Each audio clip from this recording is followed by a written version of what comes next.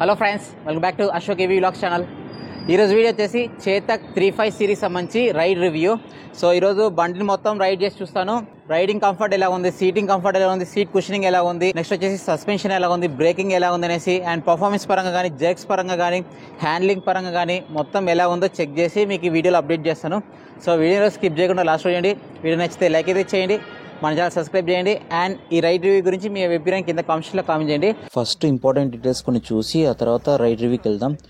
Battery వచ్చేసి 3.5 kilometre battery, motor వచ్చేసి permanent magnet synchronous motor, peak power వచ్చేసి దీంట్లో 3.5 కిలో వాట్ ఇచ్చారనమాట. అండ్ టాప్ స్పీడ్ విషయానికి వస్తే కంపెనీ క్లెయిమ్డ్ 73 km/h చెప్తారు, కానీ 80 దాకా రీచ్ అయింది కొన్ని వీడియోస్లో చూశాను. బ్రేకింగ్ విషయానికి వస్తే ఫ్రంట్ డిస్క్ బ్రేక్ ఉంది, బ్యాక్ డ్రమ్ బ్రేక్ అయితే ఇచ్చారు, కాంబీ బ్రేకింగ్ సిస్టమ్ ఉంది. అండ్ సస్పెన్షన్ ఫ్రంట్ వచ్చేసి మోనో స్ప్రింగ్ సస్పెన్షన్, బ్యాక్ వచ్చేసి mono shock absorb suspension. And smart features విషయానికి వస్తే టాప్ ఎండ్లో అయితే చాలా ఎక్కువ స్మార్ట్ ఫీచర్స్ వస్తాయి. డిస్ప్లే కూడా ఇది నేను నడిపేది టాప్ ఎండ్ 3501, డిస్ప్లే కూడా టచ్ డిస్ప్లే ఇది. సో టెక్ ప్యాక్ తీసుకుంటే మీకు స్మార్ట్ ఫీచర్స్ అయితే వస్తాయి. ఇది మేజర్ ఇంపార్టెంట్ డీటెయిల్స్ ఇవి. బూట్ స్పేస్ కూడా 35 లీటర్స్ అయితే ఇచ్చారు, ప్రీవియస్ జనరేషన్తో పోలిస్తే పెరిగింది. అండ్ నెక్స్ట్ ఇప్పుడు రైడ్ రివ్యూ విషయానికి వస్తే ఫస్ట్ సిట్టింగ్ కంఫర్ట్ చూద్దాం ఫ్రెండ్స్. ఎవరైనా సరే సిట్టింగ్ కంఫర్ట్ బాగుంటుంది కదా, ఎక్కువ రోజులు నడపగలిగేది ఏదైనా బండి కానీ. సో సిట్టింగ్ కంఫర్ట్ విషయానికి వస్తే చాలా కంఫర్ట్ అయితే ఉంది. 6 feet పర్సన్ కూడా కొంచెం కంఫర్టబుల్గానే డ్రైవ్ చేస్తారని అయితే ఎక్స్పెక్ట్ చేస్తున్నాను. అండ్ సీట్ కుషనింగ్ విషయానికి వస్తే friends, so driver seat cushioning అయితే బాగుంది. నేను రెండు ముందర కూర్చొని చూసిన, తర్వాత బ్యాక్ కూర్చొని కూడా డ్రైవ్ చేశాను. బ్యాక్ కూర్చున్నాను మా తమ్ముడు డ్రైవ్ చేసేటప్పుడు.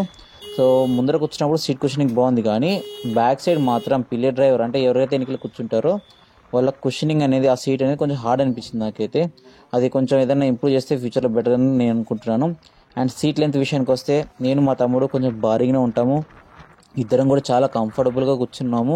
సో దానికి సంబంధించిన షార్ట్ వీడియో కూడా మన ఛానల్లో చేసాను, చూడండి చూడకపోతే. సో కంఫర్ట్గా చాలా సీట్ లెంత్ విషయానికి వస్తే మాత్రం చాలా సఫిషియంటే ఓల్డ్ జనరేషన్తో పోలిస్తే. అండ్ లేడీస్ విషయానికి వస్తే కూడా ఫ్రంట్ ఎవరైనా సరే వైఫ్ అండ్ హస్బెండ్ వెళ్తుంటారు, so wife back side one side కూర్చున్నప్పుడు కూడా చాలా సఫిషియెంట్గానే కంఫర్ట్గానే కూర్చుంటుందని ఎక్స్పెక్ట్ చేస్తున్నాను. ఎప్పుడు ఇద్దరు చాలా భారీగా ఉంటే తప్ప మనం ఏం చేయలేము, అది ఎవరు ఏం చేయలేరు కాబట్టి. Next scooter handle friends. So old జనరేషన్కి వచ్చేసి బ్యాటరీ అనేది సీట్ కింద పెట్టేవారు, సో అప్పుడు కొంచెం డిఫరెంట్గా ఉండేది. ఇప్పుడు ఫ్లోర్ బోర్డ్ కింద పెట్టిన తర్వాత బెటర్ రైడింగ్ కంఫర్ట్ అయితే వచ్చింది, కంపెనీ క్లెయిమ్ చేస్తుంది. సో నాకైతే కొంచెం ఏం ప్రాబ్లం అయితే అనిపించలేదు. అండ్ సస్పెన్షన్ విషయానికి వస్తే కూడా చూడండి, ఇందాక చూశారు కదా, సస్పెన్షన్ వచ్చేసి కొంచెం నాకైతే హార్డ్ అనిపించింది when compare to old generation.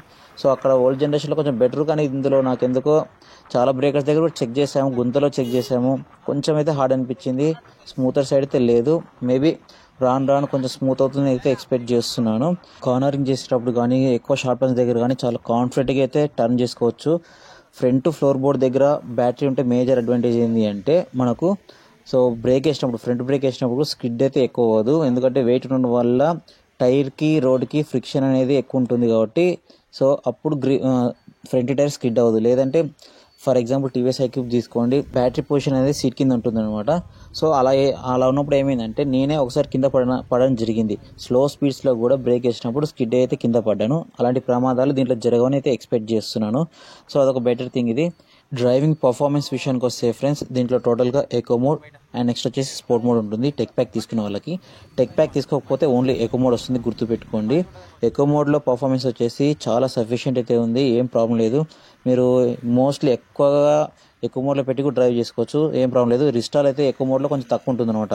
So రెండింటిలో కంపేర్ చేస్తే నాకు ఈ చేతక్లోనే ఎక్కువ మోడ్ పర్ఫార్మెన్స్ చాలా బాగుంది. అదేవిధంగా నెక్స్ట్ వచ్చేసి స్పోర్ట్ మోడ్ ఉంటుంది. స్పోర్ట్ మోడ్లో పర్ఫార్మెన్స్ అనేది పీక్స్లో ఉంటుంది. సో మీకు ఏదైనా సరే అర్జెన్సీ ఉన్నప్పుడు కూడా చాలా ఫాస్ట్గా అయితే వెళ్ళాలనుకుంటే స్పోర్ట్లో కొట్టి వెళ్ళిపోవచ్చు. అండ్ యాక్సిలరేషన్ విషయానికి వచ్చినా మన రెస్పాన్స్ టైం అనేది చాలా సఫిషియెంట్గా ఉంది, ఏం ప్రాబ్లం లేదు. అండ్ పికప్ పరంగా కూడా మీరు ఇద్దరు కూర్చున్నా కూడా ఏం ప్రాబ్లం లేదు, ఈజీగానే లాగేస్తుంది. నాకు స్లైట్గా జర్క్స్ అయితే అనిపించాయి, అది మేబీ సో పర్ఫార్మెన్స్ పరంగా వీళ్ళు కొంచెం మాడిఫై చేశారని ఎక్స్పెక్ట్ చేస్తున్నాను. సో లైట్ అని మరి హెవీగా అయితే జర్క్స్ అయితే లేవు. అండ్ నెక్స్ట్ ఇంకా ఏమున్నాయి ఇంకా విషయాలు, బ్రేకింగ్ విషయానికి వస్తే, సో బ్రేకింగ్లో మేజర్గా ఫ్రంట్ డిస్క్ బ్రేక్ ఉంది, బ్యాక్ వచ్చేసి డ్రమ్ బ్రేక్ ఉంది కదా. So front disc brake performance చాలా బాగుంది, ఏం ప్రాబ్లం అయితే లేదు. కానీ రియర్ బ్రేక్ విషయానికి వస్తే ఫ్రెండ్స్, సో అది కొంచెం నాకు ఇచ్చిన వెహికల్ బ్రేక్ ఏమో లూజ్గా ఉందేమో నాకు అర్థం కాలేదు, కానీ అంతకైతే పర్ఫామ్ చేయలేదు. నేను అదే విషయాన్ని షోరూంలో కూడా చెప్పడం జరిగింది. అండ్ నెక్స్ట్ ఇంకొకటి దీంట్లో నాకు కొంచెం ఇబ్బందికరంగా అనిపించిన విషయం ఏంటి అంటే regenerative braking friends. So regenerative braking అనేది కొంచెం అగ్రెసివ్ ఉందనేసి చాలామంది కూడా కంప్లైంట్ చేస్తున్నారు కస్టమర్స్. ఎందుకంటే అందరికీ అది అలవాటు కాదనమాట. ఎందుకు అంటే సో మనం ఎగ్జలేషన్ వదిలేసిన వెంటనే స్లో అవుతుంది. దీంట్లో ఏదైనా అట్లీస్ట్ మోడ్స్ వైజ్ అని ఇచ్చింటే మోడ్ 1 మోడ్ 2 ఇచ్చింటే కానీ, లేదు అంటే సింపుల్గా కొంచెం తగ్గించింటే అనిపించింది. జనరల్గా నాకు టీవీఎస్ ఐక్యూబ్లో రీజనరేటివ్ బ్రేకింగే కొంచెం ఇబ్బంది అనిపించేది. కానీ చేతక్లో ఓల్డ్ మోడల్స్కి అయితే చాలా ఎక్కువ ఉంది. దీంట్లో కూడా అదే అనిపించింది నాకైతే. ఇప్పుడు నడిపినప్పుడు అయితే మాత్రం అదే ఫీలింగ్ అయితే నాకు వచ్చింది. సో ఫ్యూచర్లో వీళ్ళు ఏమైనా మాడిఫై చేసి నెక్స్ట్ వచ్చే మోడల్స్ కన్నా బెటర్ రీజనరేటివ్ బ్రేకింగ్ ఇస్తారని అయితే ఎక్స్పెక్ట్ చేస్తున్నాను. ఫ్రెండ్స్, టోటల్గా నా ఎక్స్పీరియన్స్ అయితే చేతక్ 350కి సంబంధించి రైడ్ రివ్యూ ఎక్స్పీరియన్స్ మీతో షేర్ చేసుకున్నాను. అండ్ ఓవరాల్గా నాకు బాగా నచ్చింది ఏంటి అంటే పర్ఫార్మెన్స్ కానీ యాక్సిలరేషన్ పరంగా చాలా బాగుంది. అండ్ హారం కూడా చాలా లౌడ్గా అయితే ఉంది. మీరు ఆల్రెడీ మన వీడియోలో అయితే చాలాసార్లు వింటారు కదా. అండ్ నాకు దీంట్లో కొంచెం నచ్చని విషయాలు అయితే సస్పెన్షన్ కొంచెం హార్డ్గానే అనిపించింది. బ్యాక్ సైడ్ ఎవరైతే కూర్చుంటారో వాళ్ళకి సీట్ అనేది కొంచెం హార్డ్ అనిపించింది. గ్రాబ్ హ్యాండిల్ హైట్ అయితే సఫిషియెంట్ ఉంది, ఏం ప్రాబ్లం లేదు. అండ్ బ్రేకింగ్ పరంగా ఫ్రంట్ డిస్క్ బ్రేక్ ఆబ్వియస్లీ బాగా పడుతుంది. రియర్ బ్రేక్ వచ్చేసి డ్రమ్ బ్రేక్ కాబట్టి మేబీ నాకు ఇచ్చిన మోడల్ బ్రేక్ లూజ్ కూడా ఉంది, అందుకని సరిగ్గా పర్లేదు. మీరు ఇంకేస్ ఎవరైనా సరే తీసుకునేటప్పుడు ఒకసారి చెక్ చేయించుకొని తీసుకోండి. ఇది friends Chetak 3501 ride review. So 3501 3502 కూడా సేమ్ ఇంచుమించు ఇలాగే ఉంటుంది పర్ఫార్మెన్స్, ఏం డిఫరెన్స్ అయితే ఉండదు. అండ్ నెక్స్ట్ మీకు రేంజ్ టెస్ట్ కావాలనుకుంటే వీడియో అయితే లైక్ చేయండి, కింద కామెంట్స్లో వీ వాంట్ రేంజ్ టెస్ట్ అనేసి కామెంట్ చేయండి. నేను తప్పకుండా బండి నాకు అవైలబుల్ ఉందంటే 100% పక్కా రేంజ్ టెస్ట్ అయితే చేసి మన ఛానల్ అప్లోడ్ చేస్తాను. సో వీడియోని అయితే లైక్ చేసి మన ఛానల్ సబ్స్క్రైబ్ చేయండి. Thank you.